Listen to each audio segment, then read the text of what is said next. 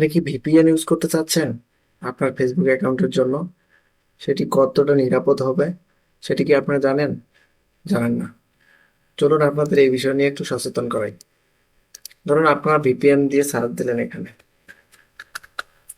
যদি ভিপিএন দিয়ে সার্চ দেন দেখবেন যে অনেক ভিপিএন আসবে, যেগুলো স্বাভাবিক আপনারা ইউজ করতে পারেন। এখানে পিসির আছে, তারপরে এখানে হচ্ছে আপনার মোবাইলে রয়েছে সব ধরনের ভিপিএন। কিন্তু এই যে ভিপিএন গুলো ইউজ করতেছেন, এগুলো কিন্তু আমাদের দেশে যখন কোনো ওয়েবসাইটে ঢুকতে দিবে না বা নিষেধাজ্ঞা রয়েছে, তখনই আমরা কিন্তু এই ভিপিএন দিয়ে কিন্তু আমরা সেই ওয়েবসাইট গুলোতে প্রবেশ করি। এখন ধরুন আমাদের দেশে কয়েকদিন থেকে ফেসবুক চলতেছে। এখন ফেসবুক চলার জন্য আমরা যেটা করতে পারি, আমরা এই ভিপিএন ইউজ করতে পারি। অনেকেই সেটা হচ্ছে সাজেশন দিচ্ছে, বা আমার চ্যানেলেও আমি ভিডিও দিয়েছি। কিন্তু আপনার শখের জিনিসটি যদি আপনি অন্য কোনো রাষ্ট্রের অ্যাড্রেস ইউজ করে সেক্ষেত্রে আপনি কিন্তু ইউজ করেন, তখন কিন্তু আপনার সেই শখের জিনিসটা কিন্তু রিজেবল হয়ে যেতে পারে। সে কারণে আপনাদের উচিত সেই বিষয়গুলো সঠিকভাবে ধারণা রাখা। ভিপিএন ইউজ করলেই যে আপনাদের সবকিছু সঠিক হয়ে যাবে তা নয়।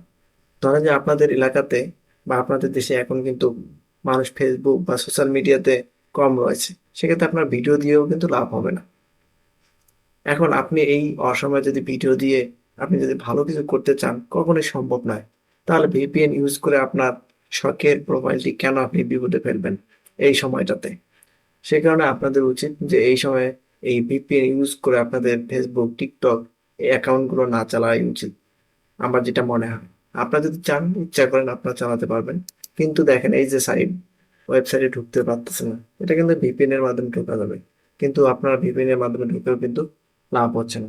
অতএব আপনারা এই কাজগুলো থেকে বিরত থাকেন, এবং সঠিক ভাবে আপনারা যখন হচ্ছে পুরোপুরি আপনাদের দেশে বা আমাদের দেশে ফেসবুক লগ ইন করার জন্য অনুমতি পাবেন, তখনই আপনি কাজটি করবেন।